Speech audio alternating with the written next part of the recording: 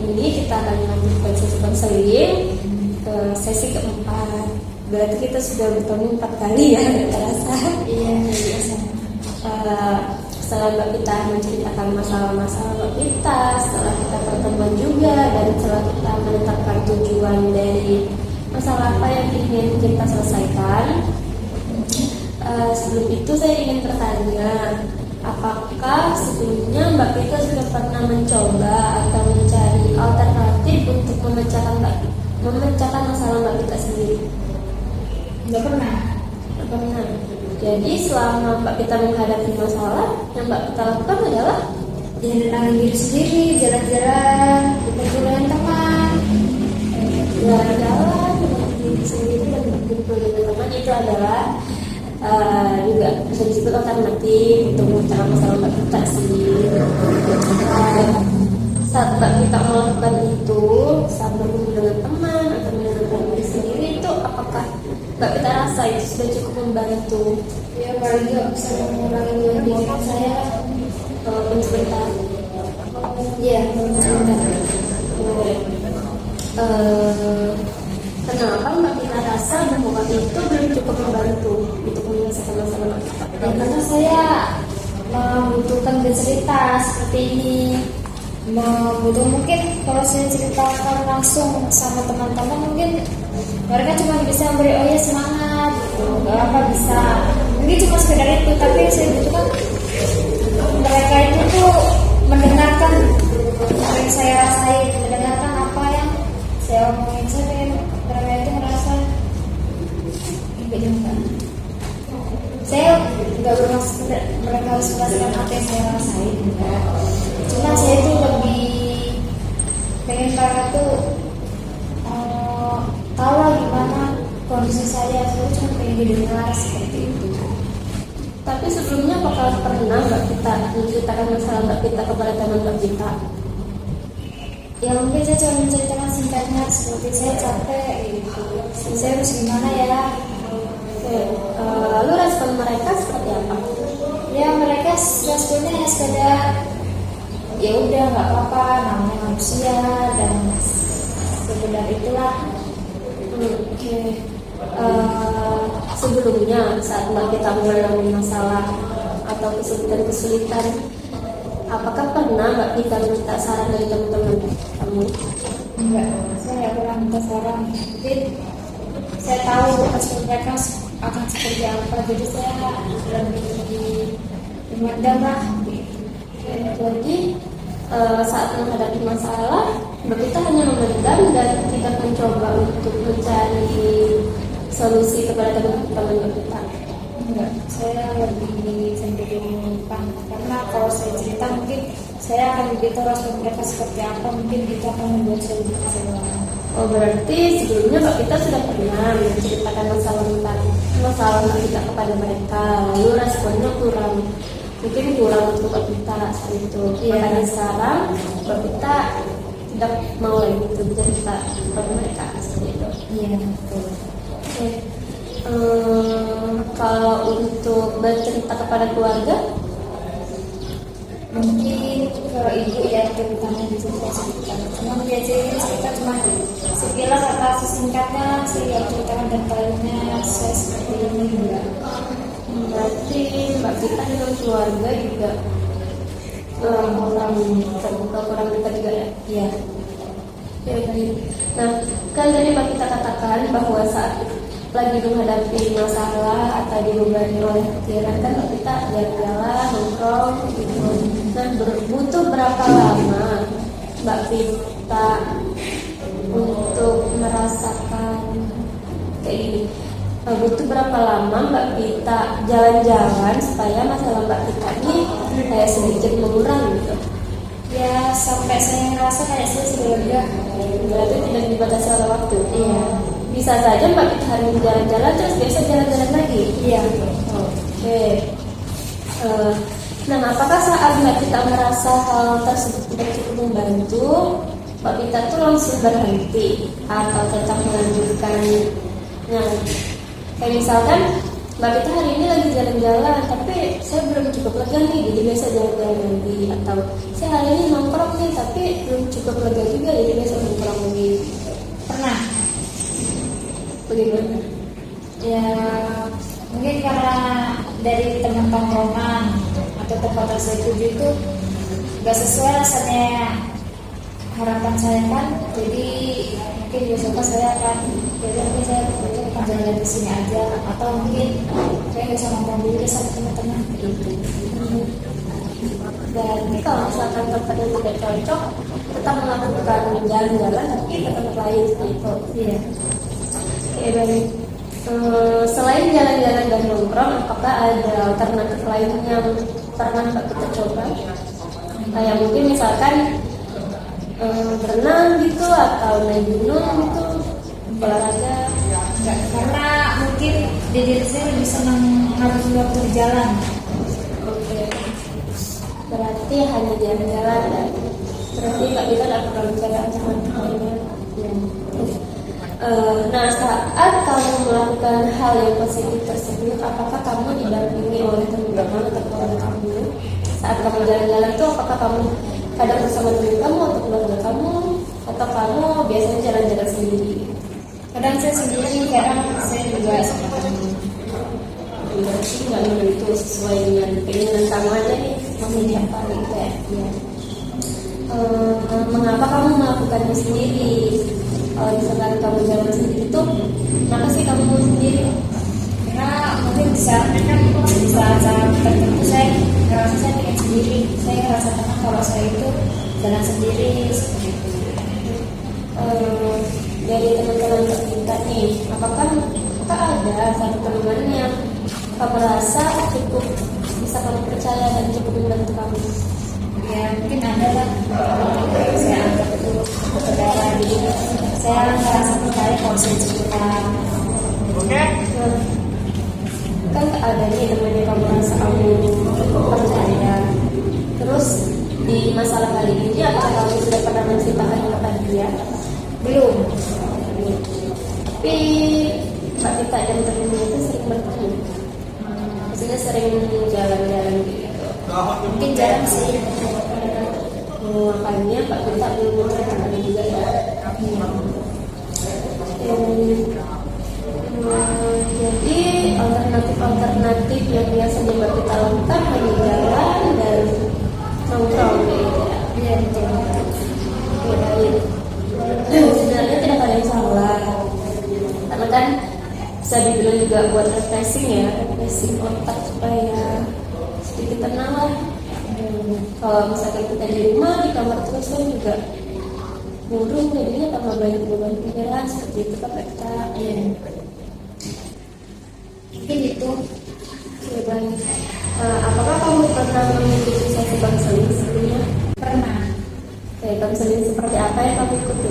Ya tentang curahkan masalah-masalah saya. Saat kamu dihadapi oleh suatu masalah, pernahkah kamu berpikir untuk kabur dari rumah? Pernah. Apa yang memicu kamu untuk bisa berpikir seperti itu? Karena saya merasa kalau saya ini orang yang gagal dan saya tidak mau membuat mereka kecewa. Kemudian kamu memilih untuk kabur dari rumah. Iya. Untuk mungkin saya berpikir untuk supaya orang tua di rumah tidak terlalu memikirkan saya yang kamu tidak pada masalah. kemudian saat kamu dihadapi oleh masalah, pernahkah kamu berpikir untuk bunuh diri? Enggak. Enggak. Untuk saat ini, adakah masalah yang mempengaruhi kamu sehari-hari ini? Ada. Masalah seperti apa? Malas belajar, insomnia, dan insecure. Masalah dari insecure. Berarti ada 3 ya, insomnia, malas belajar, dan insecure. Memangnya apa yang membuat kamu malas belajar? Karena ya mungkin dari teman-temannya yang kurang sebaya, membuat kami tuh yang para pemikirannya mungkin lebih dewasa atau yang mungkin lebih kanak-kanakan. Saya tuh merasa kurang cocok dengan mereka. Saya kayak bisa menyesuaikan diri, saya harus seperti mereka yang sifatnya dewasa atau seperti mereka yang sifatnya masih kekanak-kanakan. Berarti kamu merasa kamu ada di tengah-tengah mereka. Iya. Kemudian yang membuat kamu insecure apa? Mungkin yaitu dari materi yang enggak biasa teman-teman seumuran saya dapatkan, terus mungkin dari diri saya sendiri. Mungkin orang berpikir kalau saya ini nggak perlu insecure, tapi di dalam diri saya mau seperti apapun saya pasti merasakan hal itu. Nah, terus yang terakhir yang membuat kamu insomnia apa? Yang membuat saya insomnia ya karena pikiran tentang masa depan, tentang belajarnya saya, yang membuat saya itu kadang sulit tidur memikirkan hal-hal yang itu. Bolehkah saya tahu sebenarnya apa sih yang membawa kamu untuk mau datang di konseling kali ini? Ya, karena saya ingin menghilangkan masalah, ingin berbagi cerita saya lah yang tentang insecure, malas belajar dan insomnia itu, supaya saya bisa lebih lega lagi. Mungkin kalau untuk menghilangkan sangat sulit ya, tapi kalau mengurangi bisa saja. Itu berarti yang ingin kamu fokuskan di sesi konseling kali ini yaitu tentang masalah kamu yang tiga itu ya, malas belajar, insomnia dan insecure. Menurut kamu di mana tempat biasa kamu datangin yang menurut kamu tempat itu bisa membuat kamu merasa lebih tenang, nggak memikirkan masalah-masalah kamu? Mungkin dengan berkumpul dengan teman-teman, misalnya ngomong di kafe, mungkin itu bisa menghilangkan sedikit pikiran saya yang biasanya saya di rumah itu selalu kepikiran. Saya mencoba untuk berkumpul dengan teman-teman saya, bercerita, bermain. Bisakah kamu menceritakan sedikit kepada saya tentang saat di mana kamu merasa nyaman dengan apa yang kamu lakukan? Gimana tentang saya? Ya, untuk saya, bisakah kamu sedikit menceritakan kepada saya saat-saat kapan sih kamu tuh merasa tenang, merasa nyaman? Ya kadang ada karena saya sendiri saya bisa merasa tenang, atau berkumpul dengan teman itu lagi yang bisa menghibur saya, yang bisa menghilangkan saya dari pikiran itu. Oke, Mbak Pita, apakah kamu merasa bahwa sesi ini bermanfaat? Ya bermanfaat karena saya bisa mencurahkan isi pikiran saya, masalah saya. Oke, baik.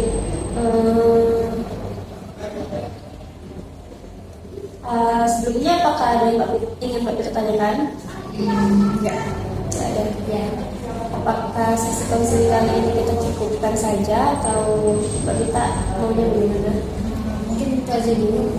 Oke, kalau ada gitu, saya terima kasih kepada Mbak Pita sudah mau konsisten sampai di sesi konseling keempat ini. Sudah datang, sudah mau tetap mengikutinya. Saya harap di sesi konseling selanjutnya Mbak Pita juga tetap konsisten dan tetap mau bersungguh-sungguh untuk mengikuti sesi konseling, karena kan juga sesi konseling ini bertujuan untuk memecahkan masalah Mbak Pita kan. Untuk itu ada di tengah-tengah mereka. Iya. Kemudian yang membuat kamu insecure apa? Mungkin yaitu dari materi yang enggak biasa teman-teman seumuran saya dapatkan, terus mungkin dari diri saya sendiri. Mungkin orang berpikir kalau saya ini nggak perlu insecure, tapi di dalam diri saya mau seperti apapun saya pasti merasakan hal itu. Nah, terus yang terakhir yang membuat kamu insomnia apa? Yang membuat saya insomnia ya karena pikiran tentang masa depan, tentang belajarnya saya, yang membuat saya itu kadang sulit tidur memikirkan hal-hal yang itu. Bolehkah saya tahu sebenarnya apa sih yang membawa kamu untuk mau datang di konseling kali ini? Ya, karena saya ingin menghilangkan masalah, ingin berbagi cerita saya lah yang tentang insecure, malas belajar dan insomnia itu supaya saya bisa lebih lega lagi. Mungkin kalau untuk menghilangkan sangat sulit ya, tapi kalau mengurangi bisa saja seperti itu. Berarti yang ingin kamu fokuskan di sesi konseling kali ini yaitu tentang masalah kamu yang tiga itu ya, malas belajar, insomnia dan insecure. Menurut kamu di mana tempat biasa kamu datangin yang menurut kamu tempat itu bisa membuat kamu merasa lebih tenang, nggak memikirkan masalah-masalah kamu? Mungkin dengan berkumpul dengan teman-teman, misalnya mau di kafe, mungkin itu bisa lah menghilangkan sedikit pikiran saya yang biasanya saya di rumah itu selalu kepikiran. Saya mencoba untuk berkumpul dengan teman-teman saya, bercerita, bermain. Bisakah kamu menceritakan sedikit kepada saya tentang saat di mana kamu merasa nyaman dengan apa yang kamu lakukan? Di mana tempat saya? Ya, untuk saya, bisakah kamu sedikit menceritakan kepada saya saat-saat kapan sih kamu tuh merasa tenang, merasa nyaman? Ya kadang oleh karena saya sendiri, saya bisa merasa tenang, atau berkumpul dengan teman itu lagi yang bisa menghibur saya, yang bisa menghilangkan saya dari pikiran itu. Oke, Mbak Pita, apakah kamu merasa bahwa sesi ini bermanfaat? Ya bermanfaat karena saya bisa mencurahkan pikiran saya, masalah saya. Oke, sebelumnya terima kasih Mbak Pita sudah mau terbuka dan menceritakan sedikit masalahnya. Jadi karena sesi pertemuan kali ini sudah 45 menit, kita cukupkan dan kita lanjutkan di sesi berikutnya ya Mbak Pita. Ya, Terima kasih Mbak Pita. karena